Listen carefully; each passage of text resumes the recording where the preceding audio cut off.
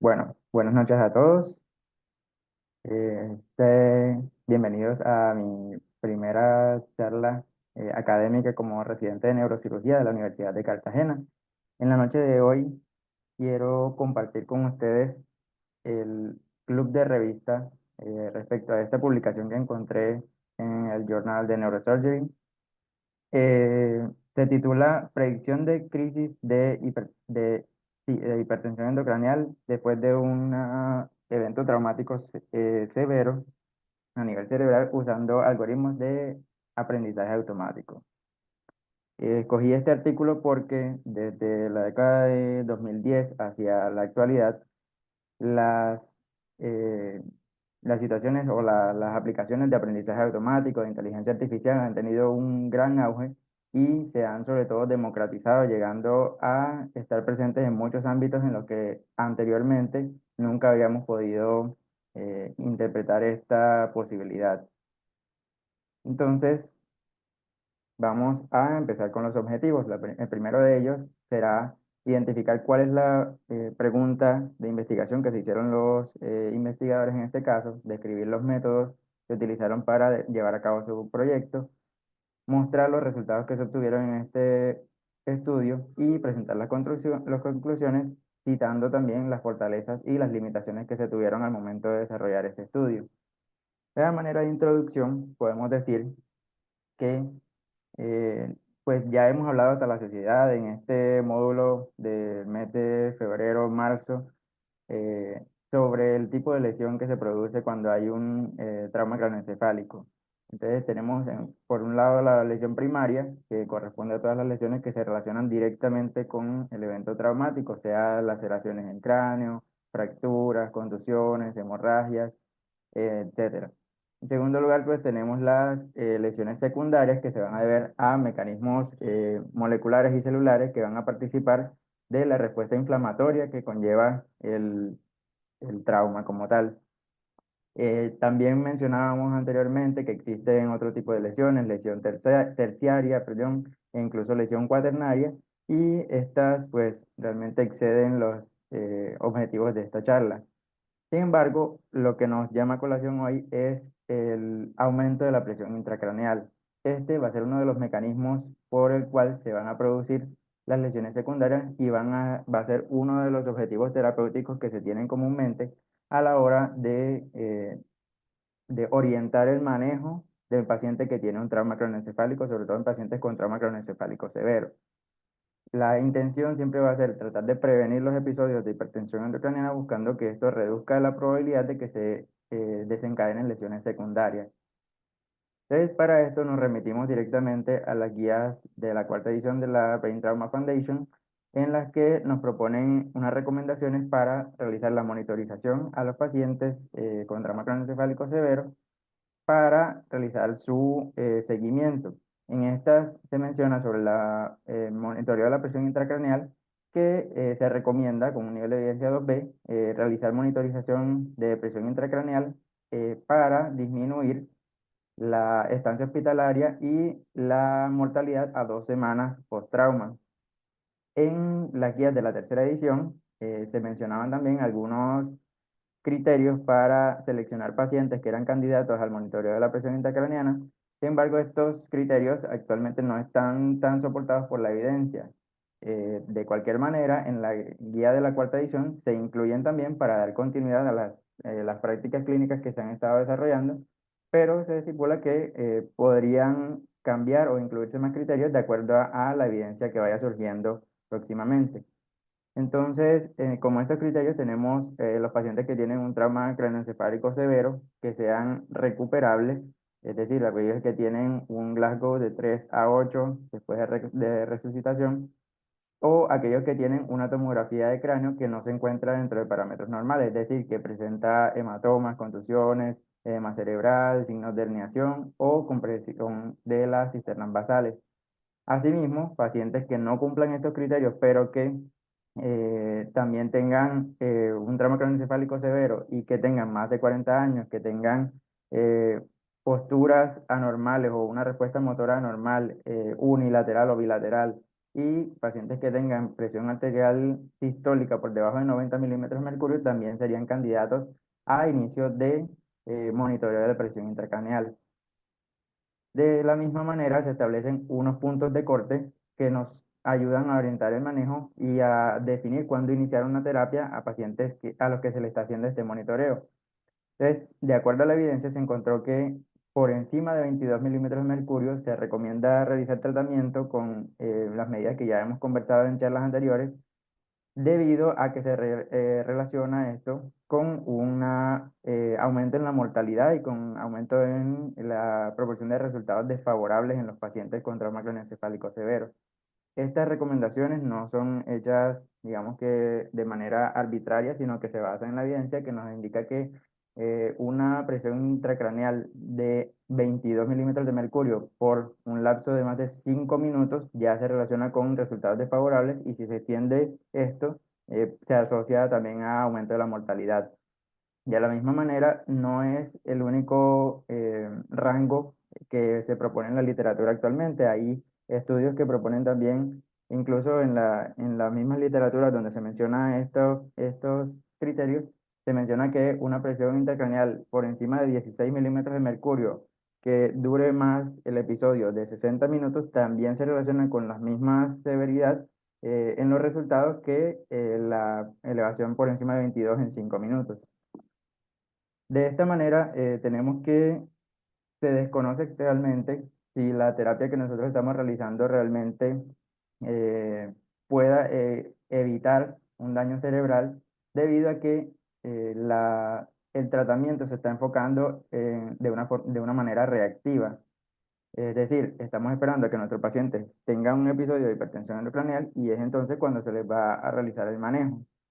De esta manera, los investigadores se propusieron la pregunta de si es posible que algunas terapias proactivas, es decir, que eviten que se desarrolle como tal el episodio de hipertensión endocraniana, pudieran tener algún impacto en el desenlace de los pacientes. Sin embargo, estas terapias proactivas deberían estar guiadas por unos mecanismos que nos permitan identificar a aquellos pacientes que están presentando signos clínicos premonitorios de que se pueda estar desarrollando esta situación. De tal manera, el enfoque que le dieron los autores en este artículo realmente no es el de identificar si las terapias proactivas tienen algún beneficio, sino de identificar si es viable tener un algoritmo que nos permita identificar a los pacientes que van a desarrollar un episodio de hipertensión endocraniana que pueda generar un desenlace desfavorable. Entonces, lo que vamos a hacer es identificar si es posible predecir una crisis de hipertensión endocraniana de acuerdo a los datos clínicos con los que se está monitorizando el paciente. Entonces, esto realmente no es algo nuevo. Desde la década de los 90, de 1995, se empezó a hablar de la necesidad de predecir este tipo de episodios, solo que anteriormente no teníamos la facilidad y como les dije, la democratización de la tecnología que tenemos en nuestros días, y esto se hacía de forma muy Encima con el diferente. de la vieja con novios. Se hacía de forma muy diferente. En este caso, los algoritmos que se han utilizado se han basado primero en parámetros clínicos, segundo en la observación del registro de signos clínicos que se realiza de forma periódica en las unidades de cuidado intensivo, por lo general de manera manual. Después de esto se utilizaron también la observación de los signos en el visoscopio. Esto pues con las consiguientes limitaciones de que realmente los visoscopios normalmente no hacen un registro o un guardado de múltiples registros, sino que tan pronto como desaparece el dato de la pantalla, pues de pronto 5 o 10 registros, estos datos se van eliminando de la memoria para que el aparato tenga la capacidad de seguir funcionando. Lo mismo, se han tratado de hacer este tipo de algoritmos con redes neuronales. Ya pues hago la salvedad de que cuando digo a partir de ahora redes neuronales no me refiero a las redes físicas en nuestro cerebro, sino a los algoritmos computacionales. Y esto tiene la limitación de que, primero, de estas redes neuronales necesitaban ser programadas desde cero, es decir, que cada decisión que el programa fuese a tomar o cada interpretación que se puede hacer de un dato necesitaba estar previamente estipulada, así que el análisis real lo estaba haciendo el ser humano y le estaba dando ya de forma programada a la máquina las diferentes tomas de decisiones que se podían presentar y los resultados que podía arrojar. Entonces, era más bien solamente tener árboles de decisiones extremadamente amplios y extremadamente aleatorizados para que la máquina nos pudiera, de acuerdo a un valor de entrada, generar un valor de salida y que de cierta forma nos ayudara a optimizar el manejo y a decidir si iniciar una terapia o no. Este tipo de algoritmos se han estudiado tanto en población adulta como en población pediátrica. Algunos de ellos han tenido unos buenos resultados, como este que vemos aquí en el año 2017, en el que se validó un modelo computacional que utilizaba datos clínicos de pacientes de forma retrospectiva lo que hicieron fue validarlo en una corte de adultos y en una corte pediátrica y se vieron que los resultados eran favorables. Es decir, que su uso posiblemente podría tener un impacto positivo en los pacientes en los que se aplicara. Sin embargo, como les digo, son modelos que vienen con una alta complejidad de implementación y que no permiten su escalabilidad a a una mayor número de población. ¿Sí? Entonces, estas son las limitaciones de los estudios que tenemos anteriormente. Serán algoritmos que están basados en datos que fueron recolectados hace más de 30 años. Algunos de ellos eh, utilizaban puntos de corte que realmente no corresponden con las prácticas clínicas actuales. Algunos de los artículos que ya mostré previamente hablaban de puntos de corte de 20 milímetros de mercurio, otros de 30 milímetros de mercurio. No había una claridad específica entre el tiempo de duración de un episodio de hipertensión endocraniana. Algunos de estos algoritmos permitían predecir los episodios de hipertensión endocraniana, pero solamente con una ventana de 3 a 5 minutos. Es decir, que no daba un tiempo suficiente para que el clínico realmente utilizara esa información y pudiera permitirle tomar una decisión, iniciar una terapia y que en el tiempo en el que ya se estuviera generando el episodio de hipertensión endocraniana, el paciente ya estuviera recibiendo la terapia indicada para ello. Otros de estos algoritmos permitían predecir estos episodios de hipertensión intracraniana, pero con un tiempo de 30 minutos o más. Y en este caso, pues eran bastante susceptibles a que el paciente cambiara su condición desde el momento en que se realiza la alarma hasta el momento en que realmente se presenta el episodio. Entonces, puede que el algoritmo identificara algunos signos de presencia de la hipertensión, pero que dado el tiempo de ventana que proponía el mismo, realmente ese episodio no se presentara porque las condiciones en el estado del paciente habían cambiado.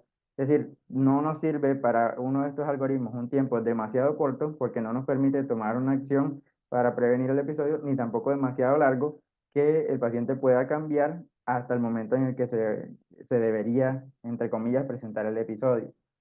Entonces, otra limitación era la complejidad, como les mencionaba anteriormente, que limita la interpretación que nosotros podemos hacer de los datos que nos arrojan estos algoritmos. Y es por eso que el equipo utilizó el diseño que vamos a ver a continuación. En primer lugar, se utilizaron pacientes que acudieron al sistema de salud de la Universidad de Pensilvania entre abril de 2015 y enero de 2019. Fueron 3 años y 9 meses de recolección de los datos. Estos pacientes, para las características de elegibilidad, debían tener un trauma craneoencefálico severo, que se les hubiera implementado, que se les hubiera colocado un sistema de monitoreo de la presión intracraneal y que estos datos hubieran sido registrados y grabados, además que fueran sincronizados en el tiempo en un dispositivo de grabación, pues ahí a la cabecera. Entonces, primero debieron analizar y procesar los datos para tenerlos listos para el momento de la prueba como tal. Entonces, en total fueron 36 pacientes los que encontraron en ese lapso de tiempo. Se hicieron pruebas de autocorrelación y autocorrelación parcial para verificar que los datos no estuvieran plagados por autoduplicación, es decir, que la señal analógica no causara en el equipo una reduplicación de ella misma de forma digital. Y de esta manera se identificaron que en los periodos de antes de que iniciara el evento de crisis, hasta un tiempo de 31 minutos hacia atrás, se podían identificar cambios que nos indicaran si existía o no algún predictor de ese evento de hipertensión endocraniana con una significancia estadística, vemos un valor de P menor a 0,05. Entonces, ya tenemos esta ventana de 31 minutos que podemos utilizar para predecir ese evento. ¿Qué vamos a hacer? Como ya se había establecido antes, tiempos de 30 minutos realmente no son útiles eh, para este modelo, por lo que se establecieron dos ventanas, una de 10 minutos y una de 20 minutos, que son lo suficientemente cortas como para que no vaya a cambiar el paciente sus condiciones desde que se produce la alarma hasta que se debería presentar el evento de hipertensión ucraniana, pero también lo suficientemente largas para que el clínico pueda interpretar los datos, tomar una acción e iniciar un tratamiento. ¿Qué hicieron después con esos datos?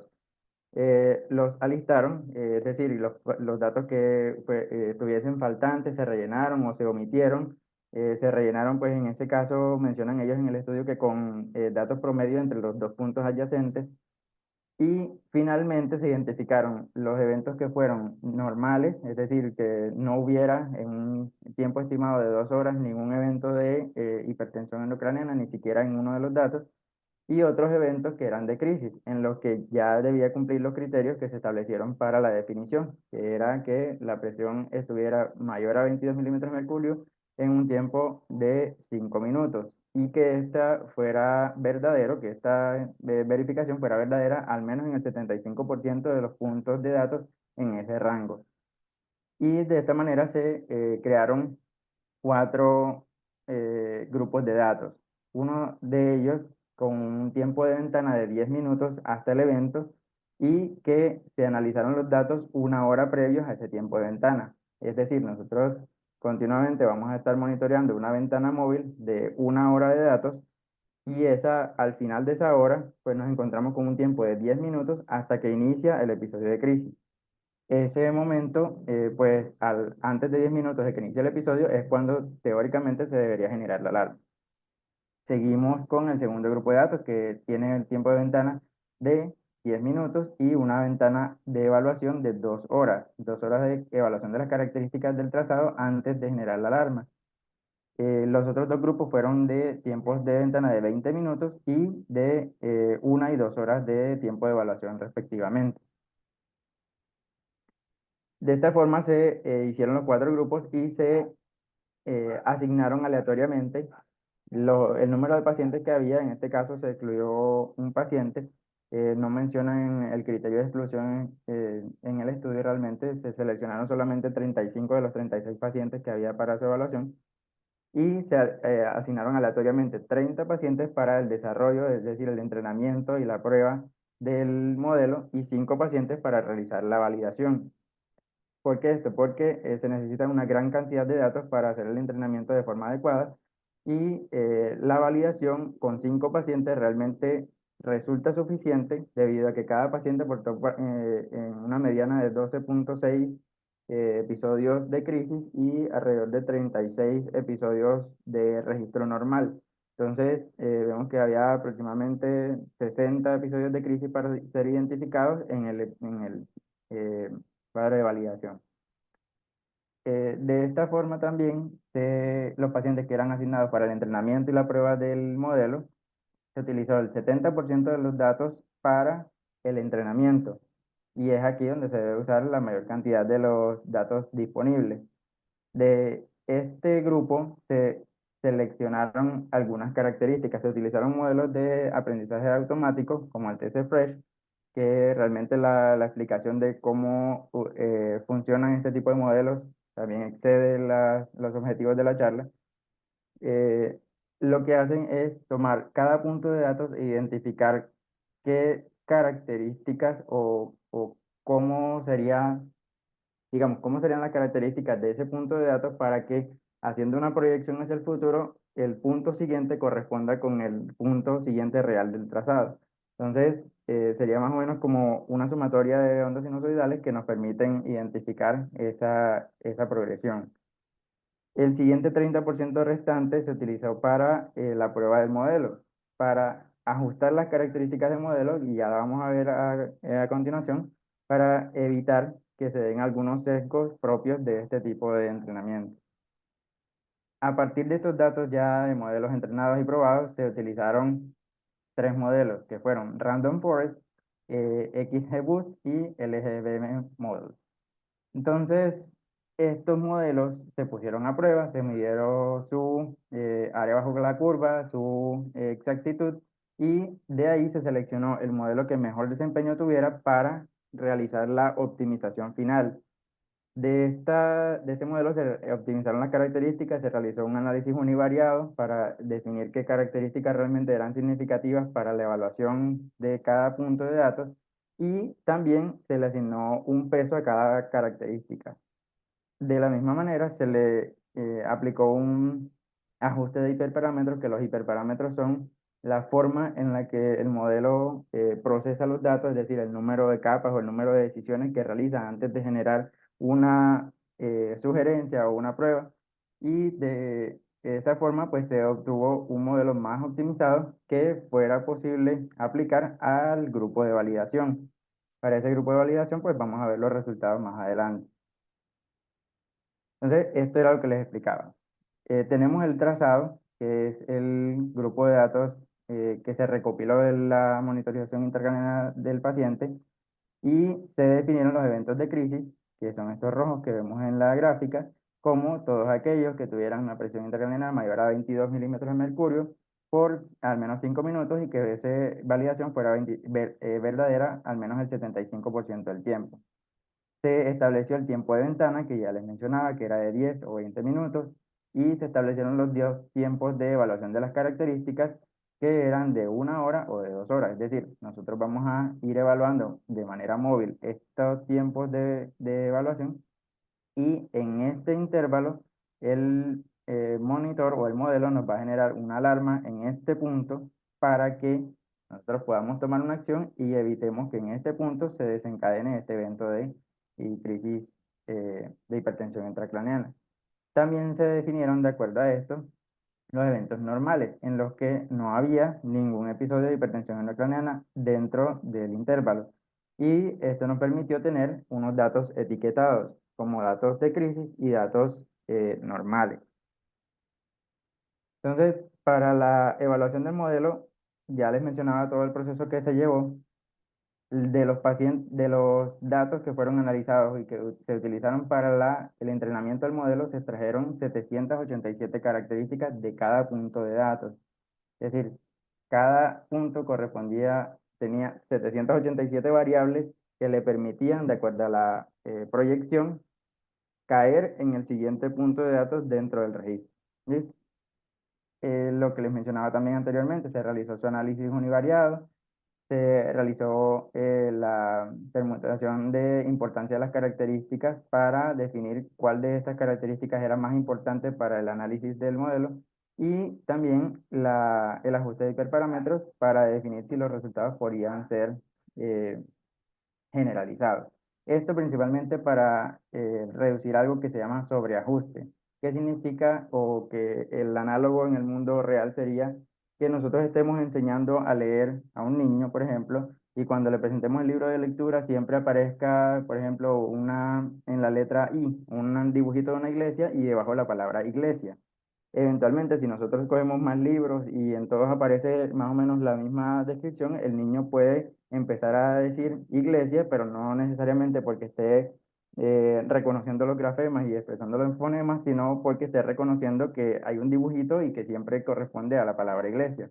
Es decir, queremos que el modelo aprenda a reconocer las características del trazado que realmente son útiles para predecir los episodios de hipertensión intracraniana, y que no se confunda con otras características que realmente no se relacionan con ningún valor fisiológico.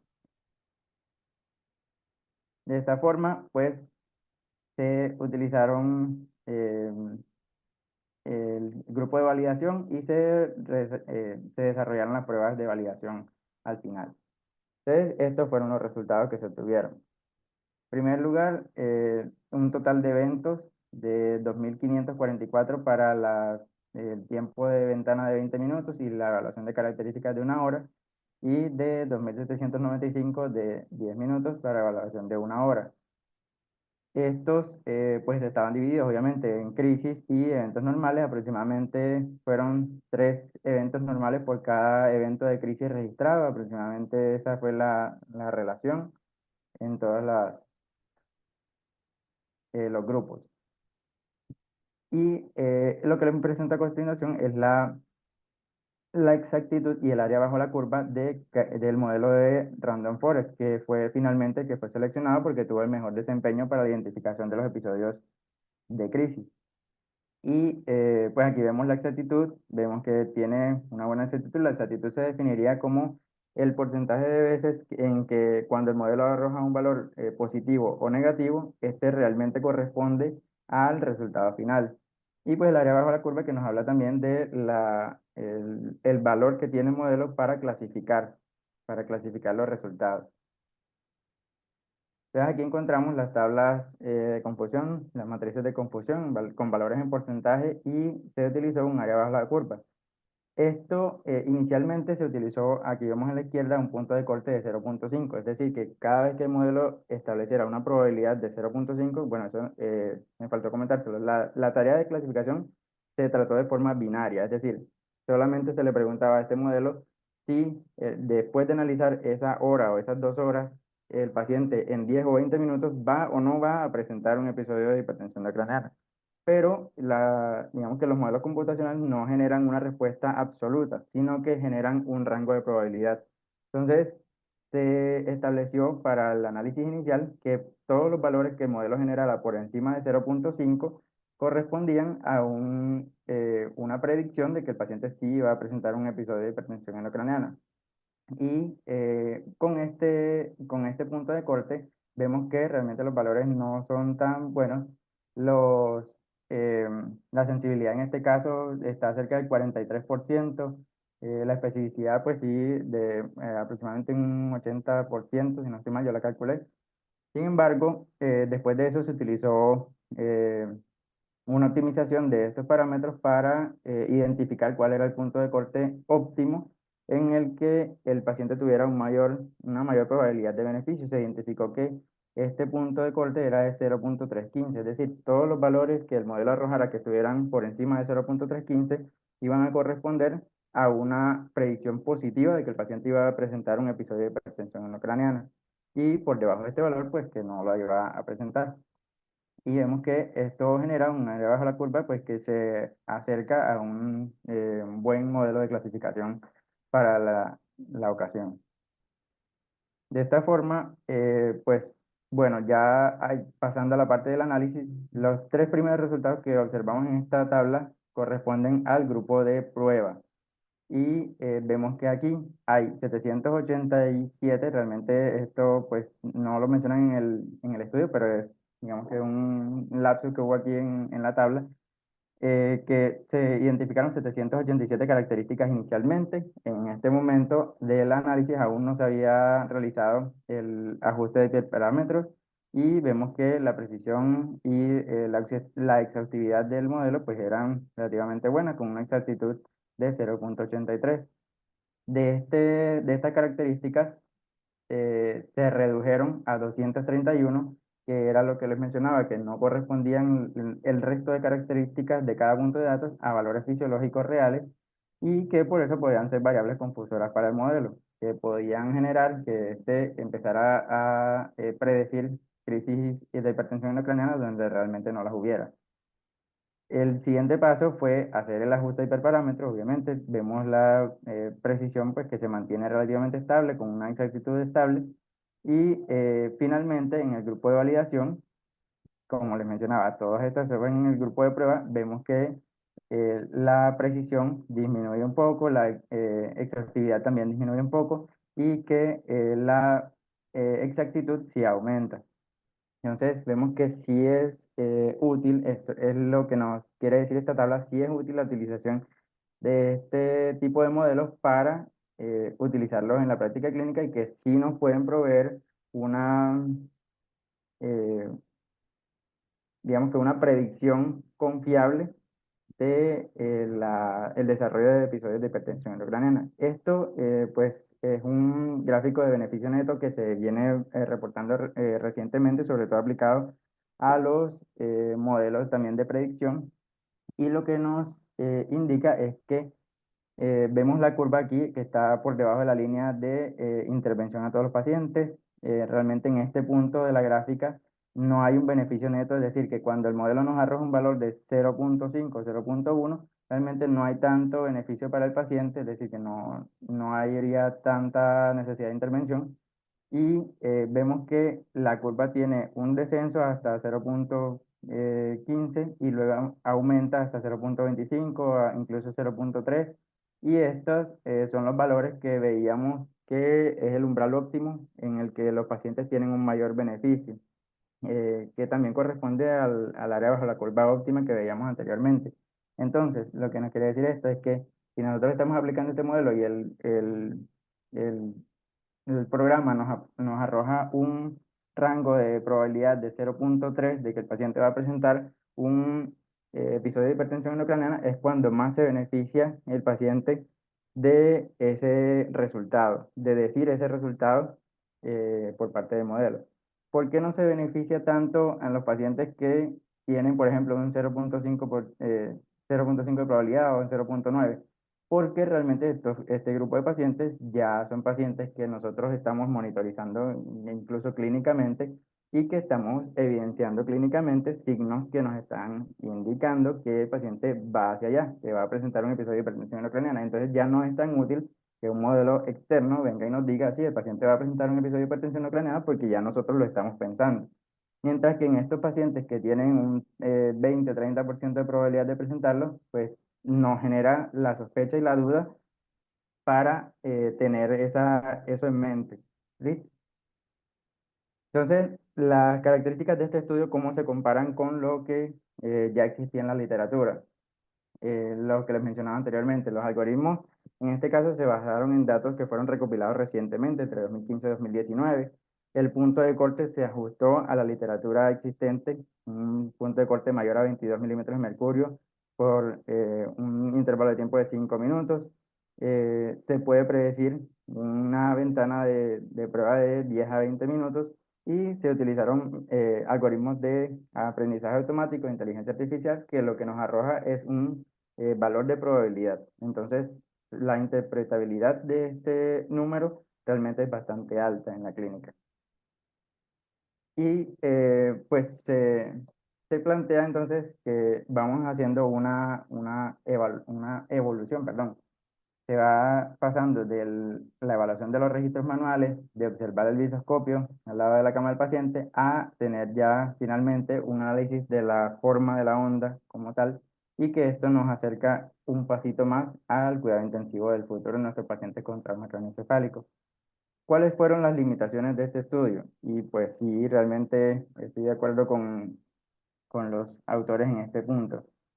Se necesita mayor trabajo para aumentar la exhaustividad. La exhaustividad, recordemos que estadísticamente se refiere al porcentaje de los datos que eran relevantes, qué porcentaje de esos datos realmente extrajo el modelo. Es decir, de los pacientes que iban a presentar hipertensión endocraniana, ¿cuántos de esos logró identificar el modelo? Por lo tanto, necesitamos para eso mayor entrenamiento y más pacientes. Se plantea que también existe generalización limitada y eso pues lo veíamos sobre todo en la parte del overfitting, que es el punto siguiente, que se analice mejor el overfitting o el sobreajuste para definir realmente si hay algún tipo de aprendizaje o de características que estén confundiendo el modelo y que no estén dejando que se desempeñe de una manera óptima. También se propone que se pueden utilizar varias, varias clasificaciones o varias duraciones de la crisis de hipertensión endocraniana. Como les dije, ese rango de 22 milímetros de mercurio en 5 minutos no es el único que puede desencadenar unos desenlaces desfavorables en el paciente. Entonces, por eso se plantea este punto. Y pues es un trabajo que realmente hasta el momento no está validado para el uso clínico, pero que sí plantea las bases para que se puedan desarrollar más estudios para una evaluación prospectiva, que es lo que se quiere, y finalmente la implementación incluso en los propios monitores, que ya vemos que los modelos de aprendizaje automático e inteligencia artificial cada vez se están haciendo más asequibles y están ocupando menos recursos, menos espacio y que se pueden implementar de forma local para que el análisis se realice en el propio monitor y se vayan generando las recomendaciones o las alarmas de forma automática e inmediata. Esto pues era el análisis del artículo que les quería compartir. Eh, Quedo atento a si existe algún tipo de preguntas, algún tipo de comentarios y espero que haya sido de su agrado la charla. Para acceder también al estudio pueden escanear el código QR y pues ahí tienen acceso a toda la bibliografía y las referencias que ellos utilizaron para el desarrollo de su trabajo.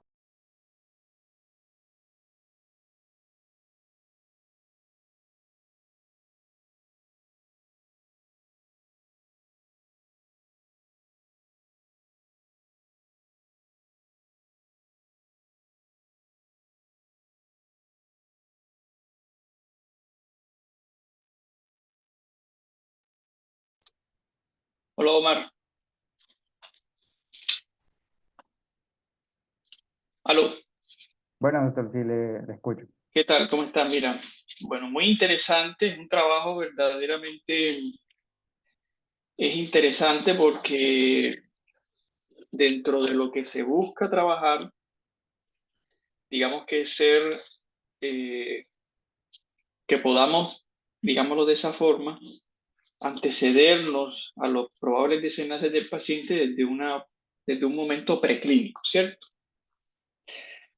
Pero para efectos prácticos y pragmáticos, la idea es que nosotros desglosemos, en la medida de lo posible, desbaratemos, usemos esa palabra, desbaratemos el trabajo para poder entenderlo, porque aquí lo que nos interesa es esencialmente la parte metodológica, obviamente aplicada a lo que nos interesa, que es la neurocirugía.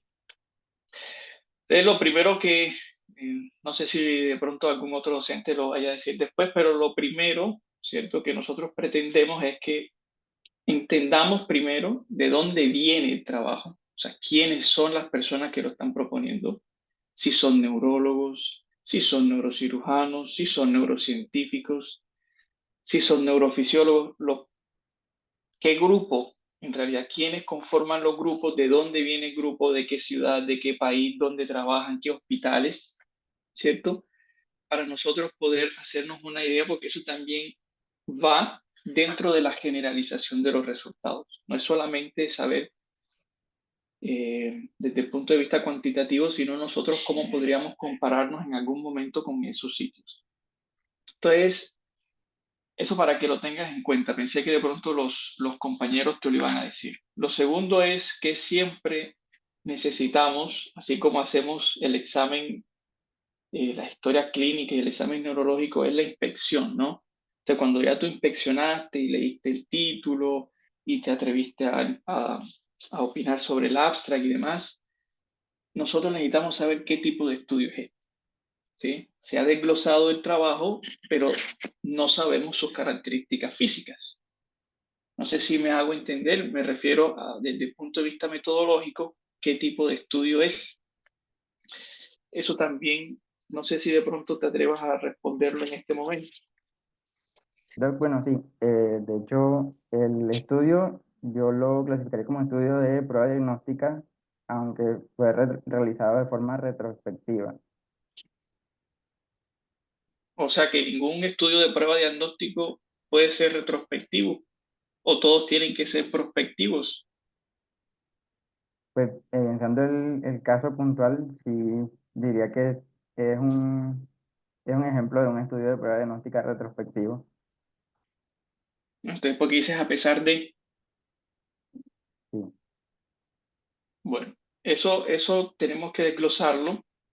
Es importante porque a veces uno está acostumbrado a leer enfermedad, un tratamiento y ver si funciona. Nosotros estamos, digamos, de cierta manera enfocados a eso, porque lo que más leemos como neurocirujanos, me imagino que esto aplicará también a los demás, a las demás especialidades, es llenarnos de información que nos sirva desde el punto de vista clínico, o sea, toma de decisiones rutinarias, digámoslo así.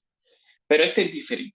Este es diferente porque aquí nos están presentando es cómo nosotros podemos saber si un determinado algoritmo o aparato o lo que sea es capaz de mantener la interpretación correcta de lo que se le está mostrando, de tal manera que nos pueda advertir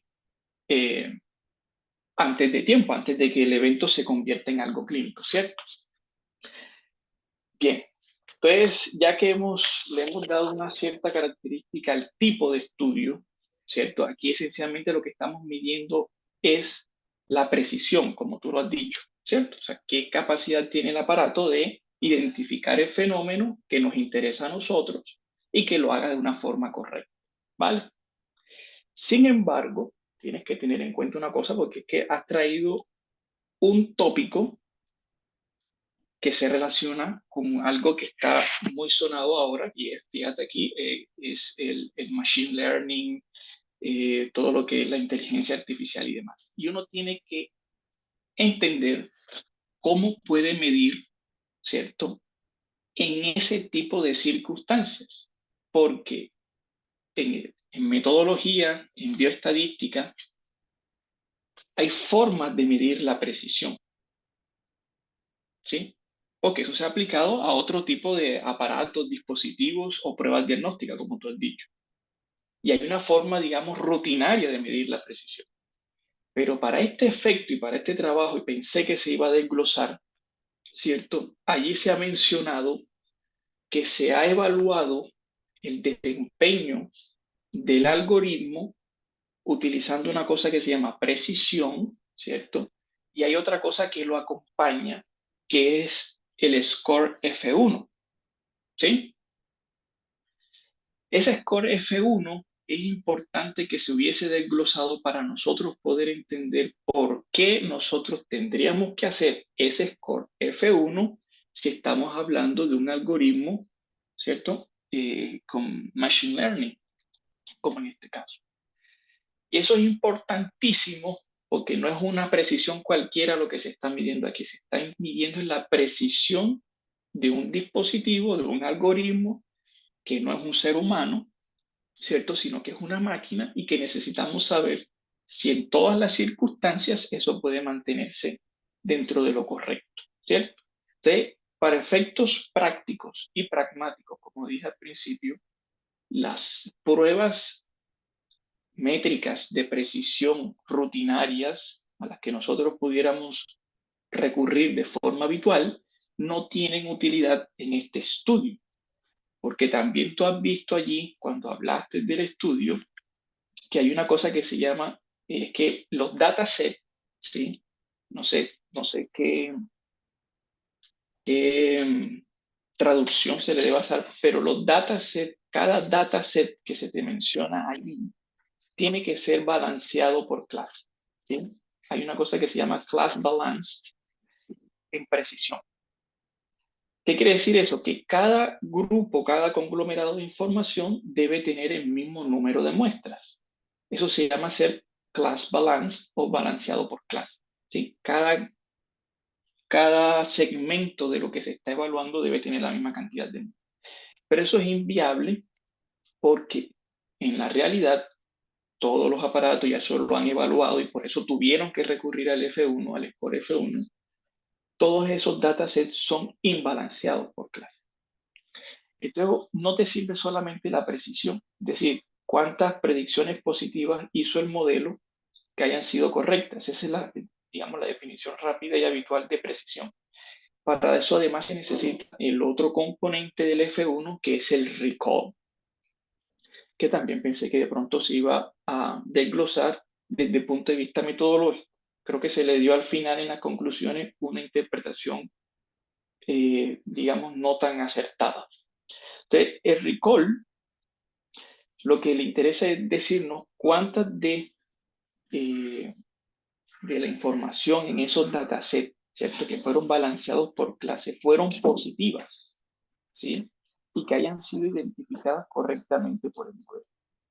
A partir de ese modelo F1 o de ese score F1, la precisión y el recal se calculan utilizando ese cuadro, ese par de imágenes en morado y amarillo que mostraste al final, no sé si las puedas poner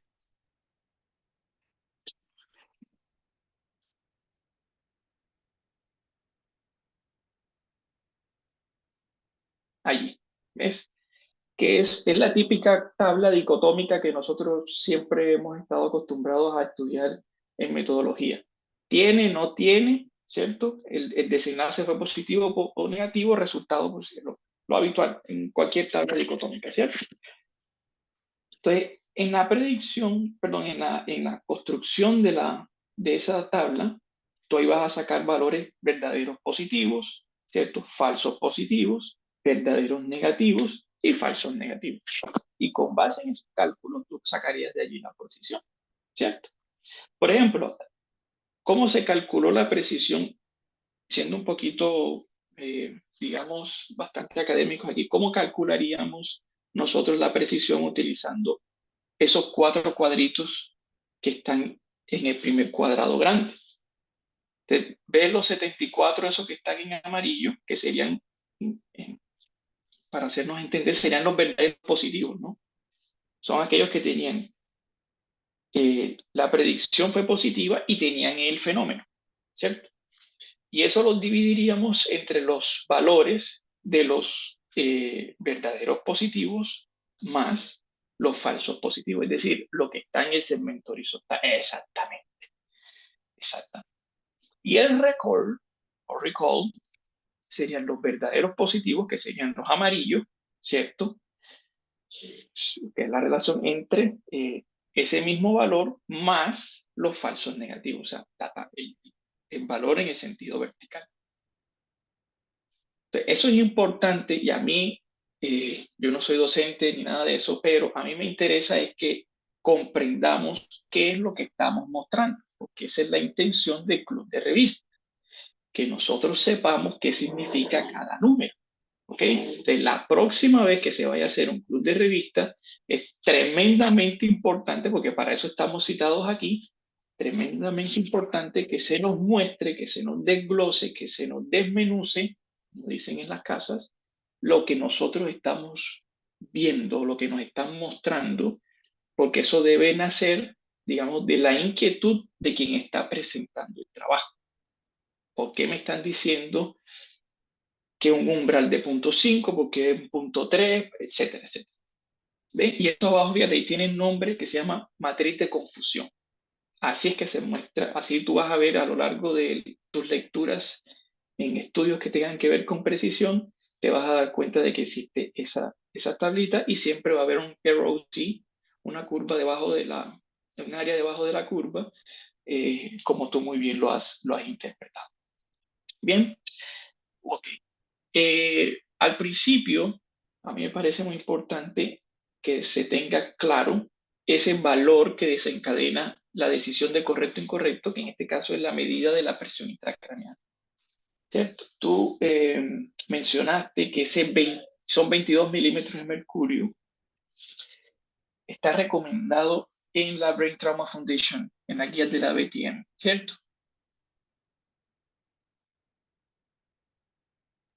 Fisioterapia. Ok. Y no eran 25 en esa guía. No, pero el valor lo tomé directamente de las recomendaciones que aparecen en Neurosurgery. Que aparecen en Neurosurgery. Y en Porque, la publicación donde se hicieron, pues, donde se difundieron las guías de la cuarta edición, está publicado el valor de 22 milímetros de mercurio. La recomendación es tratar por encima de 22 milímetros de mercurio porque se asocia a un mayor riesgo de mortalidad. exactamente. Pero ese valor es importante que lo tengas, si mal yo no estoy. La decisión final de hacer eso es del consenso de Seattle. ¿Ok? Que eso es importante también. Aquí a todo le he dicho importante, pero eso es muy importante que lo tengamos en claro porque es un consenso. Todo el mundo tiene que leerlo. Es un consenso en el que tú vas a ver que hay diferentes fenotipos o subgrupos de traumas severos. ¿Ven? Y dependiendo de las características del individuo, hay unos tires, es decir, hay una primera medida, una segunda medida, una tercera medida y así hasta que llegas a la última. ¿Cierto? Que en hipertensión intracraniana, que es severa, que es refractaria, el last tire, o sea, la última opción siempre es la hemicraniectomía descompresiva. Pero aquí con este trabajo la idea es que tú te adelantes a todo eso. ¿Ven? Entonces eso viene del consenso de Seattle. Yo creo que en el trabajo lo mencionan porque yo alcancé a verlo por ahí de rapidez. Porque eso hay que leerlo y hay que saber que eso viene de ahí. De pronto en unos años ya no es 22 sino 20 o menos como tú dijiste. ¿Ok? Eso también para que lo con base en lo que estamos viendo, yo te podría decir, si se hace el registro y el aparatico o el logaritmo o lo que sea, censa lo que está ocurriendo antes de que haya el pico de hipertensión endocraniana, ¿cierto? Entonces nosotros tendríamos que concluir que la hipertensión intracraniana es episódica, es siempre episódica. En trauma craneoencefálico severo, según esos registros, yo podría concluir de que la hipertensión intracraniana es episódica, es decir, el paciente hace picos ocasionales y luego eso es seguido o precedido siempre de presiones normales. Doctor, la interpretación que yo le puedo dar a esos registros que montaba en el estudio es que si bien el paciente puede presentar eventualmente picos de hipertensión endocraniana, estos más que todo se asocian a episodios, digamos, de movilización del paciente, de succión. Esto cuando se presenta en forma de pico y ella misma desciende. Pero Sí, ajá, realmente lo que yo interpreté respecto a esos picos que mostraban en el estudio es que el paciente se identifica la subida de la presión intracraniana y que desde ese momento hasta que la terapia que se inicia, porque de todas maneras fueron pacientes que se estudiaron retrospectivamente, infiere que en el momento en que se identificó que el paciente estaba teniendo un episodio de hipertensión endocraniana, se inició un tratamiento. Pues esto lo infiero yo, no lo describen propiamente en el artículo. Entonces, hasta el momento en que esa terapia hizo su efecto y digamos que retornó la presión intracraneana a un nivel, digamos, aceptable, pues fueron esos episodios que se muestran ahí en color rojo en la gráfica. ok. ¿Y tú qué crees que pasaría con ese logaritmo si el paciente siempre estuviese por encima de 20? O sea, el registro siempre está en 20, por encima de 20. Sí, realmente es otra de las limitaciones que no se hace énfasis en que los pacientes pueden presentar o una continuidad de esos episodios de hipertensión endocraniana y que únicamente nos establecen una predicción para cuando este episodio va a iniciar. Es decir, no tendría tanta utilidad en pacientes que ya están presentando que ya están presentando una hipertensión endocraniana de base debido a cualquier síntoma, a cualquier patología de edema y demás, sino solamente pacientes que van a empezar un episodio como tal. Ok. Entonces tendríamos que saber, porque tendríamos que responder la pregunta, entonces, ¿qué tan frecuente es tener esa circunstancia? Porque nosotros pudiéramos haber entendido, ¿cierto?, que fisiopatológicamente en un trauma craneoencefálico severo uno esperaría una presión alta. ¿Tú crees que de pronto ha podido influir? Porque las mediciones al fin y al cabo se hicieron con un electrodo, pues, con un registro intraparenquimatoso, ¿cierto? Desafortunadamente allí no se habló de dónde estaba ese registro, ni cómo escogieron el sitio para colocar el registro. Pues es una pregunta muy compleja que uno tiene que hacerse cuando va a poner el electrodo, ¿no? ¿Lo vas a poner en el área dañada? ¿Lo vas a poner en el área claramente destruida por el trauma? ¿O lo vas a poner en el cerebro que se ve mejor o más sano para saber si ese es el que vas a proteger? ¿Cierto? Eso no se menciona, no se les pone electrodo intraparenquimatoso y ya esos son los que vamos a incluir en el trabajo. Eso tampoco se menciona. Y eso es importante, porque no nos dijeron en qué sitio lo pusieron o cómo tomaron la decisión. ¿Okay? tampoco, bueno, eso dejémoslo hasta ahí. Quiero también saber tu opinión.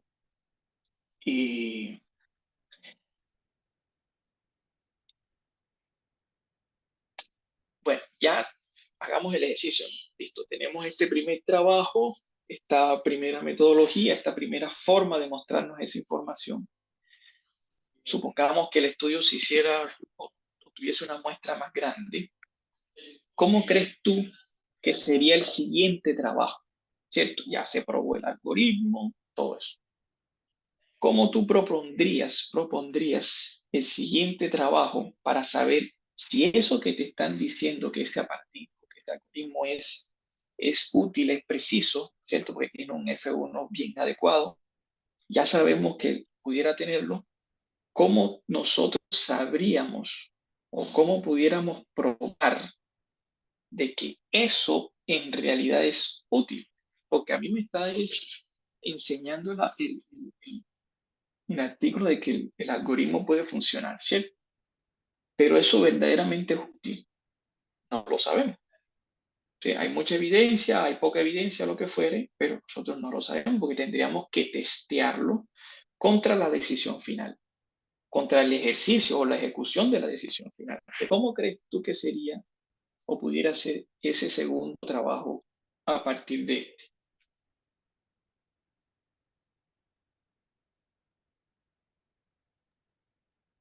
Bueno, doctor, yo pienso que eh, realmente el siguiente paso sería trabajar el estudio de forma prospectiva, que en los, digamos, ya no como estudio de prueba diagnóstica, sino quizás como estudio de factor pronóstico, podría ser que se identifiquen a los pacientes, que el algoritmo arroje cierto valor por encima del punto de corte del umbral y se les siga en el tiempo en comparación con los pacientes en los que no se cumpla ese criterio. Ya, eso podría ser un estudio de cohortes, según interpreto en este momento, en los que se evaluaría el desenlace final, desenlace desfavorable o mortalidad en los pacientes que correspondan a cada uno de los dos grupos, ya, de acuerdo a las terapias que se indiquen. Ok, muy bien, muy bien. Bueno, yo tengo otra pregunta. Y que fíjate, hemos hablado del valor puntual de la presión, ¿no? O sea, partimos del hecho de que el paciente estaba en una presión bien y hace pico de hipertensión intracranial. Bien. Pero ¿qué pasaría, por ejemplo, si ese paciente en ese registro tiene más de un pico? Porque se supone que el aparatico sensó una información antes del pico, pero si el próximo pico se da antes de que se cumpla el tiempo mínimo de muestreo, digámoslo así, ¿crees tú que lo pudiera identificar? Pues pensando nosotros como el algoritmo o como la máquina. Realmente no se deja claro en el estudio, pero sí se estableció que en el tiempo de ventana de evaluación de las características de 1 hora o de 2 horas, realmente se evitó incluir episodios de hipertensión intracraneal para para evitar, perdón, el sobreajuste. Entonces, pues, digamos que habría otra forma de desarrollarlo, y es que se utilicen datos de pacientes que no estén tan clasificados, es decir, que no sean tan utópicos, por decirlo así, y que se correspondan más con la situación real de un paciente en una unidad de cuidado crítico. Ok, bueno. em, ¿Qué te enseña, no? ¿Qué te deja de enseñanza para el futuro este trabajo? ¿Qué aprendiste con este trabajo? Bueno, ¿Qué doctor, te dejó? ¿Qué te marcó? ¿Qué te desencadenó como otra curiosidad? ¿Qué crees que va a pasar con esto que aprendiste hoy? realmente la principal enseñanza, y digamos que es algo que tengo presente desde antes incluso, es que Los principales avances no se dan solamente desde un ámbito de la academia, sino que pueden influir muchas ramas de la ciencia para generar nuevo conocimiento respecto a una temática.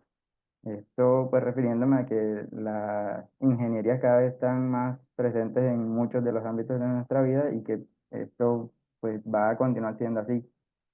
Eh, Respecto a la parte de neurocirugía, pues también me genera cierta curiosidad sobre cuáles son esos factores respecto al trazado, respecto a de pronto otros signos clínicos, porque incluso estuve revisando la literatura que ellos ponen como referencia y veía que hay otros modelos que se han generado no solo con el monitoreo de la presión intracraneal, sino también con con otros factores como la presión arterial y demás.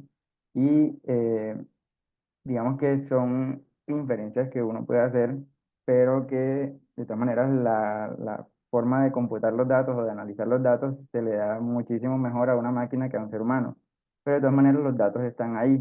Es decir, si un algoritmo puede identificar una situación de este tipo, también cabría la pena verificar si de pronto haciendo una simplificación de la información se pueden generar algunos factores clínicos que nos ayuden a predecir este tipo de resultados sin necesidad de recurrir a este tipo de herramientas y que sea de pronto más accesible al público, que sean más fáciles de utilizar en la práctica clínica y que sean más difundibles a sitios de práctica que no tengan acceso a todas estas tecnologías y a todas estas herramientas. Entonces, es una de las inquietudes que me deja el artículo. Muy bien, sí, eso es importantísimo. Fíjate que al principio de todo esto, cuando salieron las posibilidades de nosotros poder ver qué presión tenía ese paciente dentro de la cabeza, ¿cierto? Que el concepto que también tienes que tener en cuenta es que hay una cosa que se llama compartimentalización, es decir, nosotros no podemos asumir, que, eso para que lo leas después, ¿no? Que nosotros no podemos asumir que el valor que nos está mostrando el electrodo es el que está ocurriendo de forma, vamos a decirlo así, simétrica en todo el contenido del cráneo, ¿cierto? Tú puedes tener una presión muy alta en el sitio donde está la lesión y en el otro lado normal. Entonces, hay una cosa que se llama compartimentalización y eso es importante que lo leas. Pero lo que te quería decir es que al principio de todo esto, a nosotros nos enseñaban era a actuar en función de un número, ¿sí? Cuando marcaba el monitor X valor, nos decía, hay que hacer algo, ¿cierto? Y después nosotros fuimos entendiendo que en realidad un número aislado, no, no, no te dice nada. Lo que en realidad te dice es la tendencia, es decir, el registro de eso. Pero más importante aún es lo que te hace hacer ese registro por el paciente. Porque de nada sirve que tú monitorices, de nada sirve que tú tengas un número, de nada sirve eso, si tú como el actuante o como el ayudante de ese paciente te quedas con los brazos cruzados. ¿Sí? Estamos tratando de irnos más allá. Antes de que ese paciente se desmejore, nosotros podemos saber que se va a desmejorar y entonces yo tengo que hacer algo. ¿Sí? Es la pretensión. Si ya sabemos que el paciente va a ir a la hipertensión endocraniana, entonces será que nosotros lo operamos antes o le drenamos ese hematoma antes o lo que sea. ¿Ok? Entonces, me gustó mucho este trabajo y ojalá que los próximos, a los que pueda asistir, también podamos desbaratarlos completicos, mucho más duro. Te invito a que leas y los compares, por ejemplo, con uno de los trabajos primeritos y más importantes en neurocirugía, que ya nosotros lo estudiamos el año pasado, creo, que fue el trabajo por el que salió el score de Glasgow. Lo vas a comparar metodológicamente con esto y te vas a acordar de lo que te estoy diciendo. Nosotros en neurocirugía hemos crecido desde el punto de vista metodológico y estadístico porque manejamos una información y aparatos y dispositivos muy interesantes y uno tiene que tener mucho cuidado con lo que interpreta, ¿sí? Uno no puede acostumbrarse a creer todo lo que el autor te está diciendo. Uno tiene que leer más allá y ser muy perspicaz y sospechar, ¿y será que esto es verdad? ¿Será que este valor? Voy a intentar calcular este valor. ¿Qué otras cosas puedo sacar con esa información que ellos te están dando, a cuestionar todo. Es muy fácil, la realidad es que es muy fácil desbaratar un trabajo. Lo difícil es hacerlo. ¿Ok? Entonces, para nosotros es tan difícil que nosotros a veces hacemos uno cada 5 años, pero nosotros podemos leer muchísimos todos los días y llegar a un punto en que ya nos es facilito desbaratar un trabajo. Entonces, la invitación es para ti y para los demás a que sigamos leyendo con intriga, con sospecha, ¿sí? Como si se tratase esto de una cosa falsa y tratar de sacarle la mayor cantidad de beneficio posible.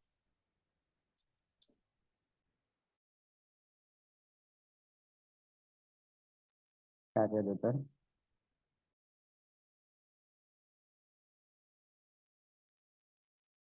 Profe, ¿me permite un pequeño comentario? No. Aparte de que no. Ah, bueno, aparte de que Ok, cuente. no queda claro, pues, dónde estaba puesto, si intraventricular, intraparenquimatoso, epidural. Digamos que aunando lo que usted dice del síndrome compartimental o la compartimentalización en el cráneo, eh, también importante los cambios que tiene el paciente a medida que tiene su acople a los ventiladores, a los movimientos, a los traslados, a las aspiraciones, todo eso pues aumenta también el valor. Y lo que decía el profe pues también es muy cierto y siempre nos lo dicen, nos lo recalcan, es que la presión intracraneana o la interpretación de la PIC no es solamente un valor, sino también la interpretación de las curvas de Lundberg.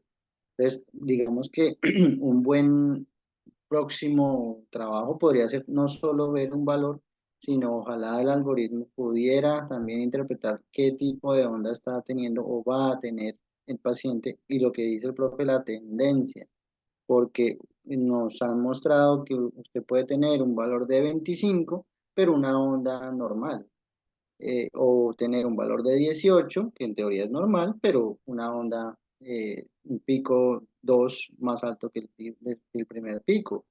Entonces, no es solo un valor, sino es también el conjunto de, pues, de los signos vitales, del estado clínico como tal del paciente y de la onda. Entonces, ese era el comentario que yo quería dar. Sí, ese trabajo es muy interesante porque fíjate que ellos se dieron la pela, digámoslo así, de cómo ellos van a suprimir la información que viene de movilizar al paciente, la información que viene de aspirar al paciente, la información que viene de cualquier cosa que no es lo que está ocurriendo en el paciente y eliminarlo, o sea, enseñarle también al algoritmo a suprimir eso. Es muy interesante. Ellos lo que mencionan es que a todos se les midió por intraparenquimatoso y el que tenía intraventricular, ¿cierto? Que es el diagnóstico terapéutico, también le ponía intraparenquimatoso. Intraparenquimatoso, es lo que yo alcancé a leer ahí. Intraparenquimatoso.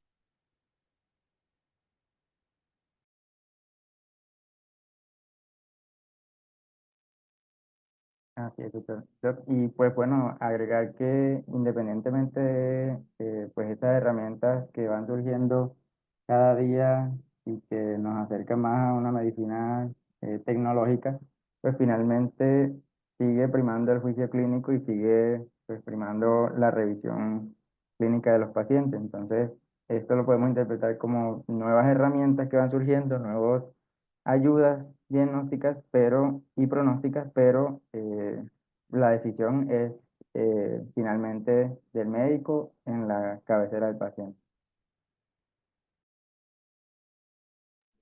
Así es.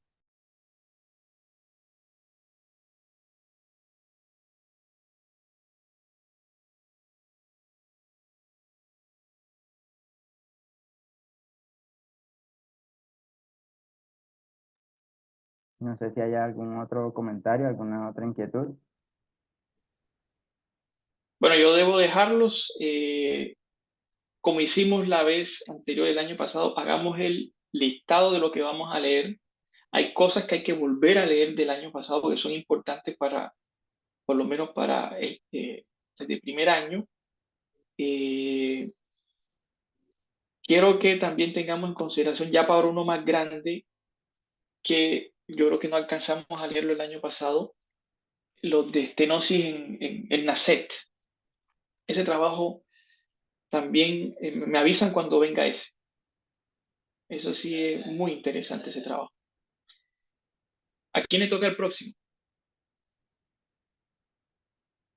Estamos esperando la asignación de este mes para columna, profe. Ok. Bueno, entonces cualquier cosa me avisa. Sí, señor. Bueno, que Digo, tengan buena no. noche.